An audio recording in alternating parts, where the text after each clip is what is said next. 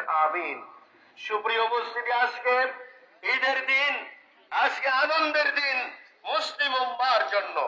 আল্লাহর নবী সাল্লাল্লাহু আলাইহি ওয়াসাল্লাম মদিনা মুনাওয়ারায় তশরিফ নিয়ে যাওয়ার পরে দেখা গেল সেখানে লোকেরা ঈদ উদযাপন করতেছে।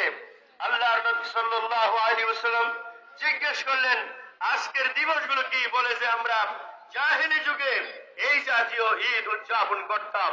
আল্লাহর নবী সাল্লাল্লাহু আলাইহি ওয়াসাল্লাম ইরশাদ করলেন, قد أبدلكم الله, আল্লাহ রাব্বুল আলামিন তোমাদেরকে পরিবর্তন করে দিয়েছেন।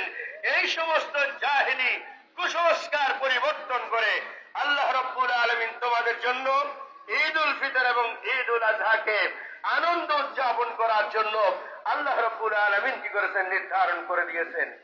এই ঈদের দিনের কিছু সুন্নত রয়েছে। সুন্দর পবিত্র কাপড় চোপড় পরিধান করা,